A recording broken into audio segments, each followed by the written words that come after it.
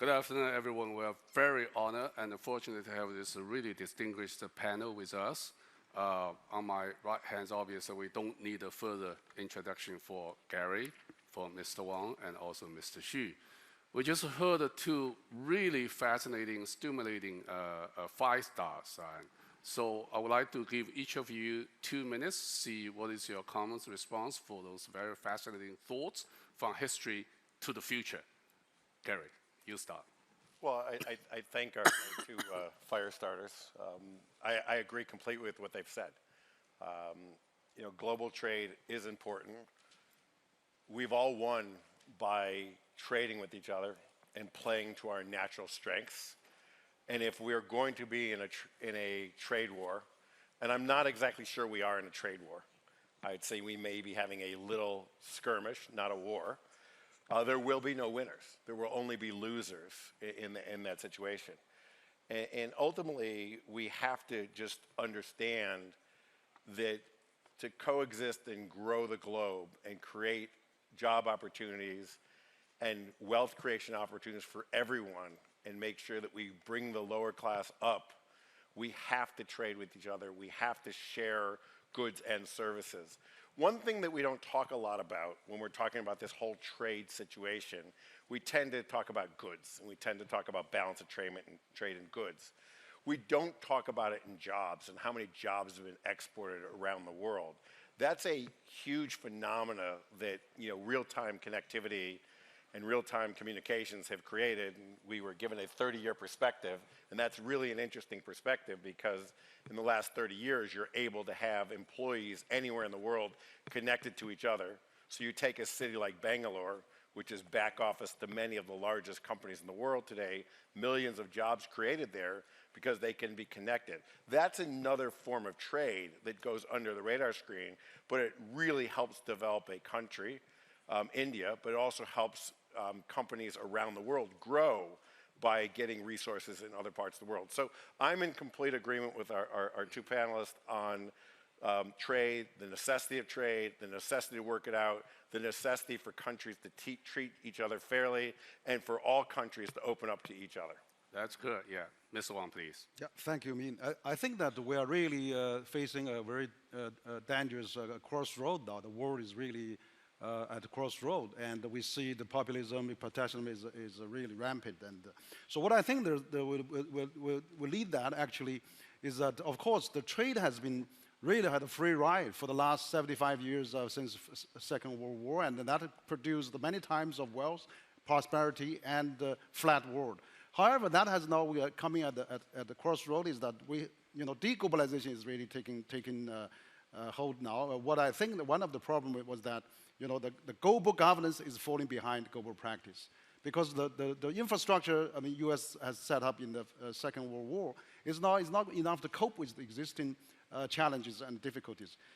For example, the World Bank has just released the World Bank report on global value chain. In the 80s and the 70s, 80% of the product produced was out of the country of origin. Now, 70–80% of the product was produced by different countries altogether. So, for example, it's made by China is now really made by world. And then if really, but then how we share that benefit? Multinationals and also host country and home country has to really work hard. So global governance is not coped with this kind of new phenomena. I think that's really one of the reasons. Second is I think that we really have to work really hard is that to cope with anti-globalization sentiment. For example, 1% of the wealth, sometimes in many countries, is larger than the 90% of the population combined. So that's really not really a good result of this globalization. It's not inclusive. So we need to really get that ratified. I think that is really important. Finally, I would like to make a few, just very quickly, my comments. I think we need to strengthen the people-to-people exchanges anywhere, between China and the US as well. Second, China just launched the foreign investment law, I think, which is very good. China should continue to be open wider and faster and higher. And that to welcome all the foreign company comes in without any restriction. Thirdly, I think global governance we need to design. For example, TPP is a good example that has really done well of 11 countries. Why can't we get TPP go global and then it's always open, welcome China and the US to come back and to join that. And also we can, conclude RCEP. We may even have a FTAP for Asia Pacific. And really, I think we need to change our narrative. Thank you. Mr. Xu. Insistence is not because of strong, but we have another choice. It is said by the Winston Churchill. I speak Chinese. Is 我们这个坚持啊，不是因为我们有多强壮， are insisting because we are not because we are strong. No, that's okay. 我看到这个世界是平的嘛。 I see that the title is "The World Flat" and the Protectionism and Populism Review Creators. This reminds us that when we were young, we thought that the world was flat, but when we grow older, we know that the world is actually a round place. So if you look at Beijing and Los Angeles, in a map, it's actually flat, but on the globe, it's actually a round area. So it's the same in the economic life. Trade protectionism and free trade. Since the inception of the free trade theory, these two ideas have existed, and the rise or decrease in influence at different times. When there's need, there's free trade and globalization, which went upper hand when we develop to a certain stage. When the impact is adverse in terms of economy to a country, then there will be rising protectionism. And today, we are faced with these issues. We have no more choices. We have to confront it in a better way and try to find a solution to the problems or endure this periodic issue. So we all agree trade is important, so we need to promote further strong trade and globalization. We all agree. I think it's good. Fred made this very clear. US and China should sign a trade deal, even phase one, as soon as possible. So Gary, you were in White House. Tell us, when will both US and China will be able to sign a deal? So I've been gone from the White House for a while, so no one should take anything I say as White House speaking. But look, I think it is in both sides' best interest to sign phase one immediately. Phase one is an agricultural deal for the United States, where the United States will return to exporting agricultural products back to China with some market access for US companies into China. That's a win-win for both countries and something that I think should be done immediately. The farmers in the US are suffering.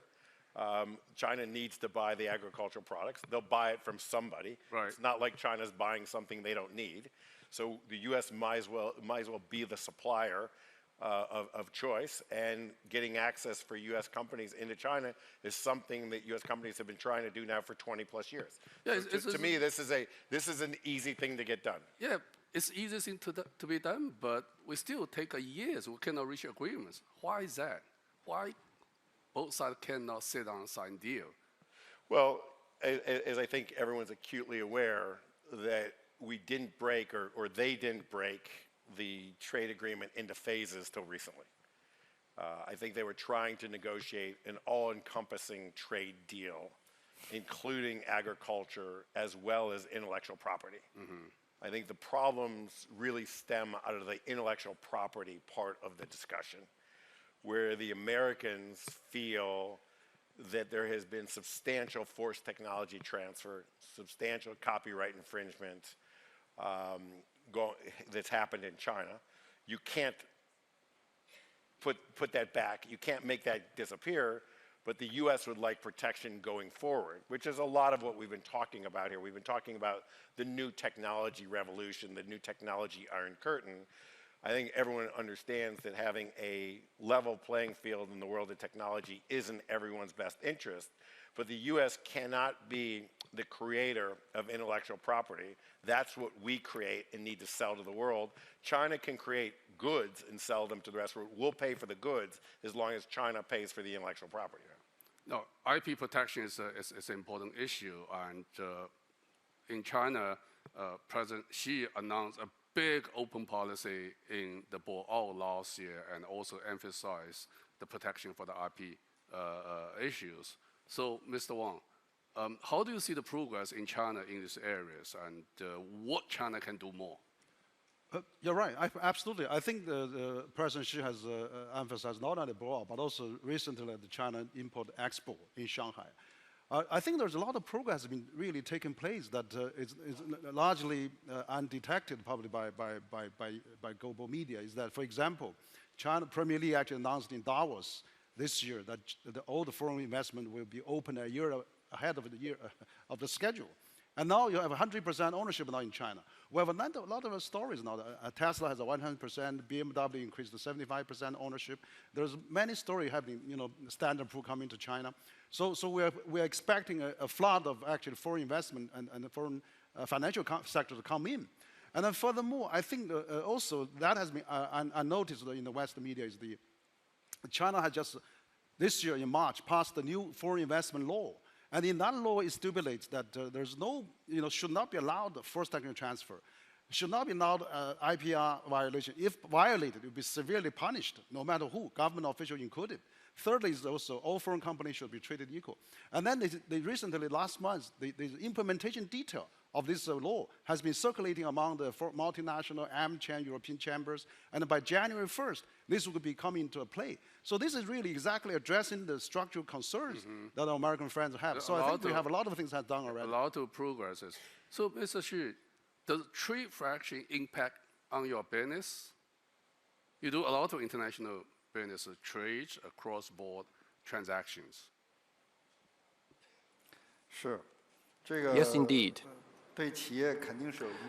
It does have some impact on companies, but I feel that China-US trade frictions, well, the impact is not just on the large companies in China. In particular, for the private sector companies, the impact is also not small, because China, the exporting companies in China, for instance, home appliance companies, furniture companies, they're there. And for the large SOEs, their export to the US is not so large as a share of their total. And this has an impact on Chinese companies and on foreign companies. The whole world is actually uneasy about the turbulence brought by the China-US trade frictions. Same thing. U.S.-China should sign deal as soon as possible. But at this particular moment, Fred, are you optimistic or you are pessimistic about the deal coming soon? Well, by nature, I'm an optimist. It's difficult, it's challenging. For this particular issue, are you? I'm sorry? For this particular issue. Of the trade dispute. Trade deal, yeah. Yeah, so I'm an optimist. Just as Gary pointed out, right, it's definitely in two countries' interest. A protracted war is lose-lose for everyone and for the world economy as collateral damage. So that will be incentive powerful enough for us to end this this fight. I would also just make a quick comment. Obviously, we couldn't know what ultimately Washington. The politics is in place, or the personalities in place to end this trade fight. But I think, as far as China is concerned, my conviction is that we should go unilateralist. What do I mean? Unilateralist, learn from America. However, not by raising tariffs. I feel a little bit soul searching. When the first shot of trade war happened last year. We obviously, understandably, human nature, responded by using our own tariff. It's like Washington shot at their own one foot, and we shot at the other foot in the name of retaliation. So we should, this kind of tit for tat, retaliatory tariff, I think is counterproductive. We're better off unilaterally reducing our tariff rates, removing non-tariff trading barriers, open up markets further for foreign trade and investment, and importantly, improve our record of IP protection. On IP specifically, it's such a light rotten issue. The fact is China has made significant, tremendous progress on IP protection. Why? If any doubt in Washington, because China itself has emerged as an innovator. So we have skin in the game, our interests are aligned. If China ignores IP protection, China will never become a world-class innovative nation. So we are aligned, and I think actually we can get the deal done. The progress of China is making an open policy, including open international competition and also IP protection. In this particular moment, are you optimistic about the deal coming soon, or you're not? Look, I'm optimistic about a phase 1 deal coming. A phase 1 deal. Yeah, phase 1 I think is a relatively easy deal to get done. Phase 2 I think is much more difficult to get done. But I pick up on something Fred said. You know, look, China has become much more of a technology-driven country over the last decade or two, and I think Bill Gates said it yesterday. You know, he was visiting the Microsoft Center here on AI, and he doesn't know if it's Chinese technology or American technology. Technology is technology. But if you think of what's going on in China today, in some areas, their technology is probably way ahead of where the United States is. I would think that China's at the point in their evolution that they would want IP protection as well, because they're now starting to develop some real cutting-edge intellectual property, and they don't want the rest of the world stealing it from them. No, that's very true, because with the Chinese grow up the value chain, IP protection become ever important, exactly as you said. But you also mentioned the technology and innovation movements in China. And we also observe the trade fraction more move to the tech fraction now. And Diana, are you really concerned about the trade fraction will move to tech fraction? Absolutely. Do you see things moving into that direction? We have to acknowledge and be honest with ourselves that this is an all-encompassing geopolitical confrontation between the existing superpower and the aspiring one. And trade, if you'd like, is the least contentious issue. Certainly intellectual property rights, I'll agree, Gary, and also opening China's financial sector. But when it comes to tech, it gets really difficult, because in no other point in history before this, when we've had these confrontations between an existing and an aspiring superpower, were we in a position of having a technology, especially with the deployment of 5G, that will weaponize how economic structures work. And I'm not talking about weaponizing tariffs. What I'm talking about is that if I ask every single one of you in the room here, would the US have been buying the bulk of its military equipment from the Soviet Union during the Cold War? Well, the answer would be, I'm sure, unanimous. And yet, in the future, if we actually manage to build it, because of course this decoupling will slow innovation and technology, we could be in a position where just turning off someone's electricity system is a weapon. Compromising communication channels is a weapon. So on the technology front, I really don't see, I see probably 5% chance of the US and China actually agreeing common technology, global digital standards. Let me just tell you one other thing, though. You mentioned 5% chance for both US and China work out a common technology standard. That was quite scary and concerning for everyone in this room, I'm sure, because the world cannot stand for two different tech standards. I think this is obviously. What can we do, Mr. Wang? Well, to narrow this issue? Absolutely, this is really dangerous. The trade was, I think, on the surface, but really the digital and the technology divide, that's really going to hurt and divide the world into two camps. And that's going to put us all into primitive days, and we'll lower the productivity, and we'll suffer probably even great recessions. For example, even though if we can use the 5G of Huawei, which is the most advanced, applicable many times in China, perfect many times, the most advanced technology. And then even Nokia or Ericsson, their 5G equipment was still made in China, if they think of an alternative. So if we don't use that, then we'll be so many generations behind. But does that mean in the future Chinese people don't want to use Boeing? I mean, maybe there's a bug in the plane, Or all the US GM Ford sells more cars in China than the United States.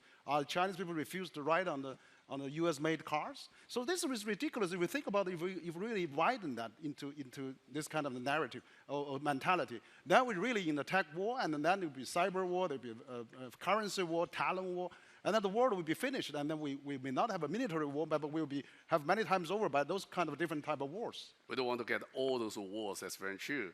Commercially, the chip market have a roughly $480 billion per year. China imported roughly 310 billion. So if there's a trade fraction stop the chip export to China, I think the whole global chip industry will immediately broke down. So there's a huge commercial and a business interest in there. So business community is really don't want to see that happen. But Fred, you do a lot of investments in the tech sector in both the US and China. How do you see these issues? How do you see we can try to solve these issues and prevent this tech war happen? Right. So clearly, we're in unprecedented times. There's a really gathering dark clouds on the horizon, facing the technology sector and the relation between US and China. I will offer just 3 quick points. First of all, technology, is really, China has been making a lot of progress in terms of closing the gap with the US, but the US remains the undisputed global leader in science and technology overall. So what I worry is that right now there's a bit of paranoia, in the policy circle, certainly in Washington, so that may misguide some of the policies they're having, number one. Number two, we are, thanks in part to US, being a champion of global trading system, there's, global supply chain, very elaborate, sophisticated, and dedicated. So yes, China may have some success in hardware gadgets, including Huawei, but 90% of chips are imported from the US, and all the software always are from the US. So it's kind of symbiotic mutual dependence to force decoupling. Yes, in the short term, China will take a hit, but also hurt the US semiconductors and software companies. It is one tech supply chain indeed. Gary, are you concerned about tech war in addition to the trade war? Look, I think the trade war is going to morph into a tech war. That's where we're headed. The trade part of this is easy to solve. I mean, there's all winners in the trade part of the equation. And I think this has been pointed out.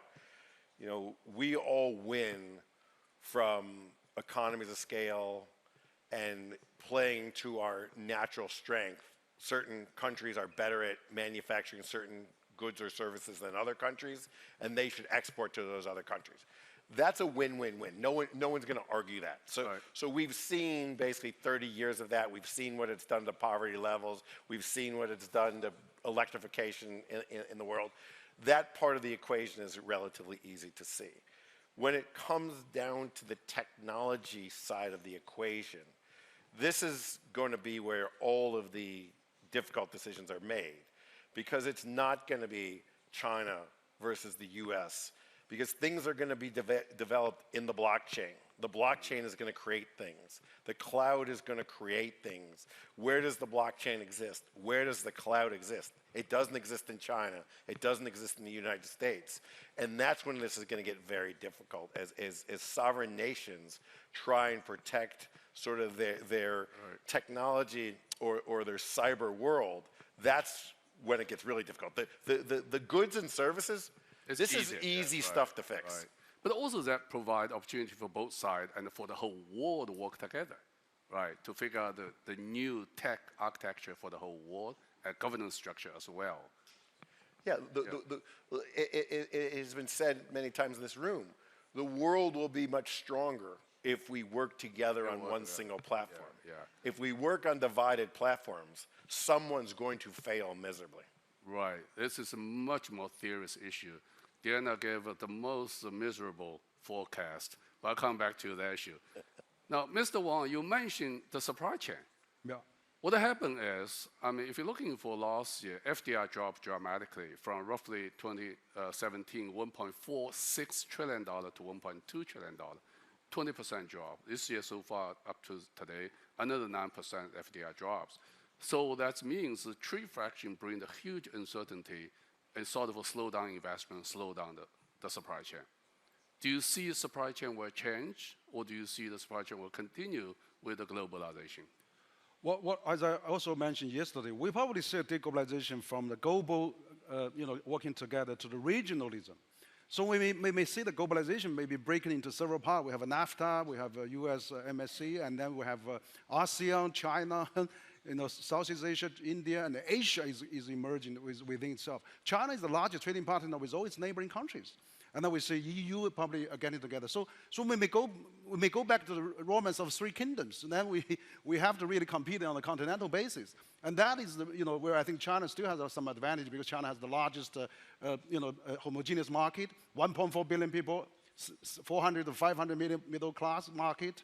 Also, 1 billion smartphone users, the best infrastructure, largest speed rail networks in China. So there's a tendency moving from globalization to the regionalization. That's right. To the regional supply chain. Diana, are you concerned the global supply chain were broken down? Absolutely. But I think it will be an inevitable consequence of what we're seeing. Inevitable. And so the result is going to be higher cost push inflation, slowdown in technological advance and innovation. And also, I think what's extremely important to recognize is that we talked about free trade in goods, and I wouldn't say we have had free trade in services, so that was necessary. But the failure was, in the last 20 years, that we didn't have the free movement of capital. And China is opening inwards. It absolutely must open outwards and allow market forces to determine the exchange rate and its interest rates. It would have been a very different global story if in 2004, 2005, China had actually done that. I would even argue that we would not have had the global financial crisis. Well, that's another point of both enjoy the domestic reform and also reforming the global supply chain. We still have a few minutes left. I think this is such an issue in everybody's mind. Everybody in the room can talk a half days. Is there any questions and comments anybody want to raise, or raise your hands? See what? Yes, George. Do we have a Mac? Do we have a Mac? No Mac. Do we have a Mac, or we're not? Oh, Mac is coming, George. Yes, please. I come out of these 2 days as a European and an American, as the impression that Europe is completely evacuated from this debate. So we always talk about US and China. Where's Europe? So you're European, please. So my question is, no. Is there still enough strength in Europe to constitute I wouldn't say a buffer, but another pole of growth that would be sufficiently important to play a role and avoid the bipolarization, not so much of the tech world, but of the international trade? Very important point, the role of Europe in this, not only trade fraction, but globalization. So Diana, no, Fred. Diana comes from Europe. Let's ask Diana talk first. Yes, please. Yes, I do come from Europe, and it's very sad where Europe is, and we have to acknowledge two things. First of all, that in the technology race, it really is China and the US. Everyone else is so far behind, there's no way they're catching up, so there's no multipolar world emerging out of this. But also in the European case, we really have to acknowledge that without a political union, this euro area is not working. And so I throw the question back to you. Are we going to have a political union? No. Yeah, okay. That's also Or maybe that's not done throwing the question back. So that, but that Brett? is, Yeah. that is, look, I would have answered the question the exact same way. I think you would, in a normal functioning globe with certain powerful regions, if the US and China were fighting, someone would try and fill the void. You know, who would fill the void? You know, you've got India, they're still in this hyper growth wave. You've got Brazil, Latin America going the other way. So Europe would be the natural respondent here. Right. But I agree completely. You know, in the words of Jean-Claude Trichet, they're still seeing if this experiment, those are his words, not mine, if this experiment of the Eurozone is working. And it seems to me that the experiment is failing miserably because there's a huge opportunity, there's a huge void to be filled. And Europe should be filling it, but they can't even figure out how to create economic growth in a negative interest rate world in Europe right now. So filling a void seems far off their radar screen. So that's a challenge. Fred, you want to jump in? Also, before that, you mentioned the WTO -1. Does that mean China and Europe should form a new WTO without the United States? What is your WTO -1? What it means, what is the role of Europe in this globalization? So far from being neglect Europeans' role, I think Europeans essential, especially with the architect of the trading system is turning its back against the system. So it's very important for Europe, China, Japan, Canada and India and Brazil, many countries working together, just like what they have done in the Paris Treaty on climate change.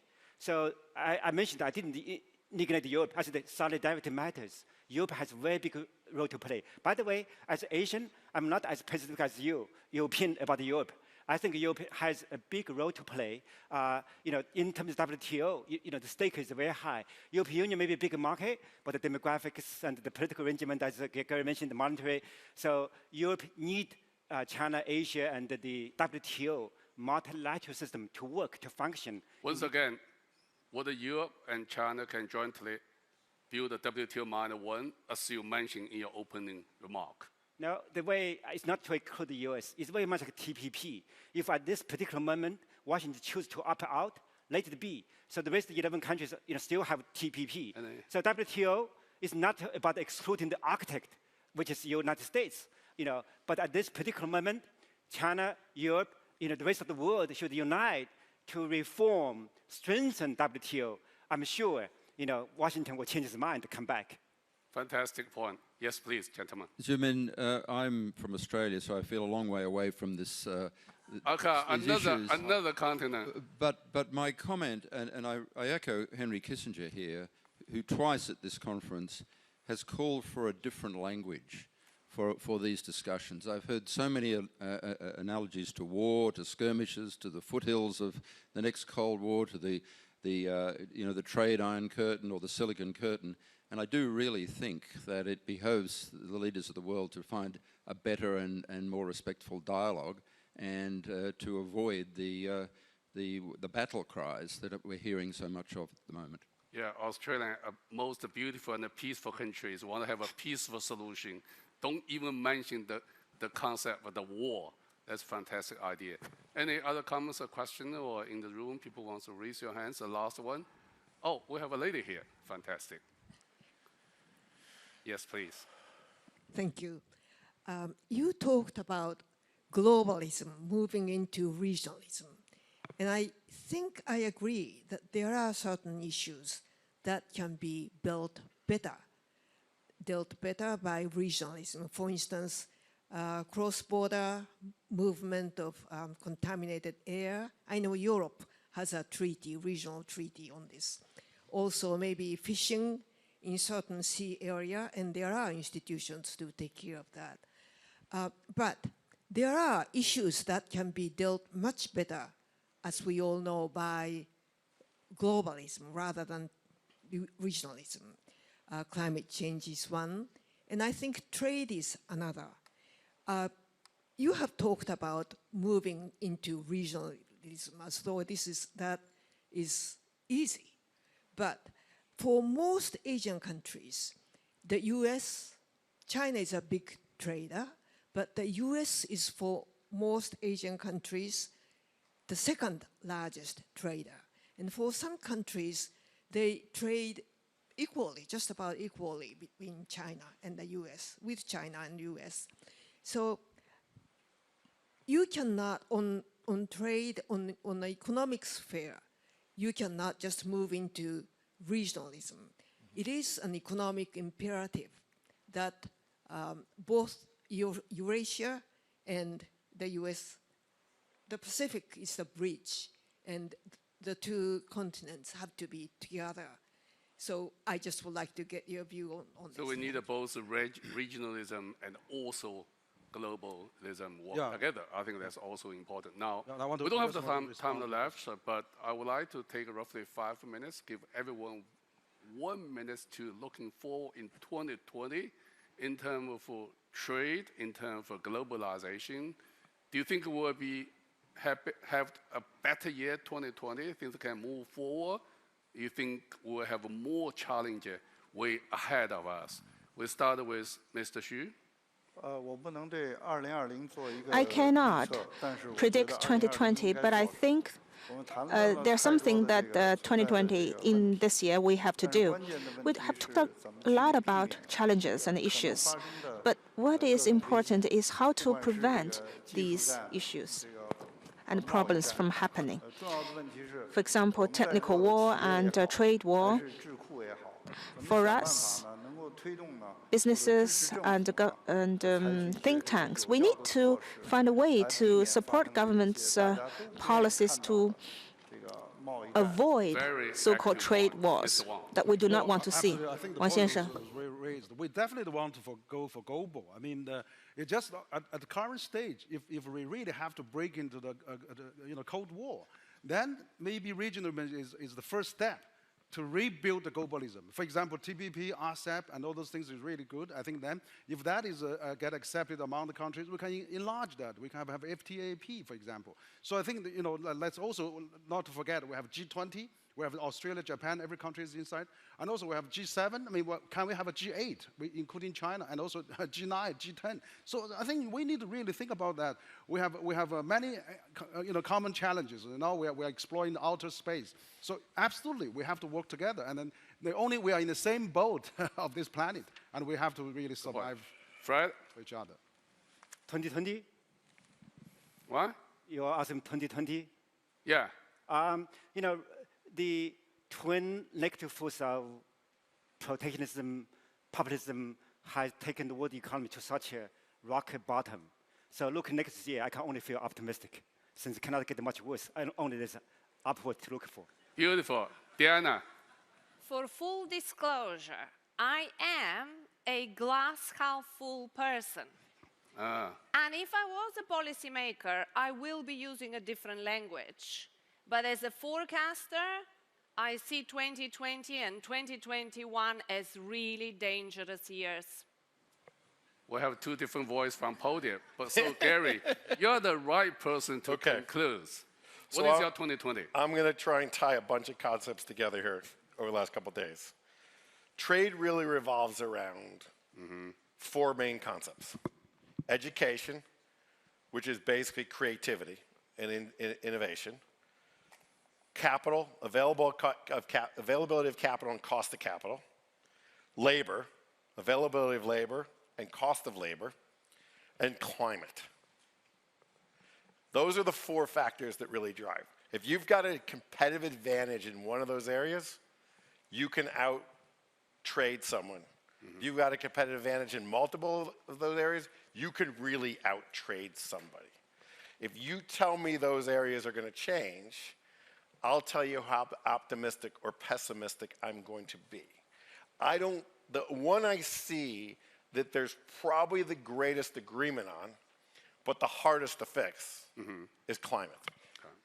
So as much as we all agree on climate, well, most of us agree on climate, it's the hardest to fix, as we saw by the unbelievable graphics that went up yesterday, how difficult it is to change 1 degree C. That's the one that's hard to change. The others are very, very difficult to change. I don't see a big change going on, so therefore I continue to see that we will continue to have fights because people will leverage their unfair or their competitive advantage in the world to try and grow their country at the expense of another country. Wow. I think we had a really, really fascinating talk. I think the point is very clear, and before we move into more further sort of tech fraction, financial fractions, I think we should take this trade fraction seriously. Both US and China should sign the deal as soon as possible. I think that's all the view from panelists that makes it very clear, and I think that's number one. And number two, the globalization is for the whole world. It's not only US and China. The Europe is also important, Australia is also important. We need to bring whole world work together. Looking for 2020, we do have different views about the future, but I think as Mr. Xu and Gary pointed out, let's grab the key issues, start working on it, so we will be able to create a better year in year 2020. Please join me, big hands for our excellent, excellent panelists.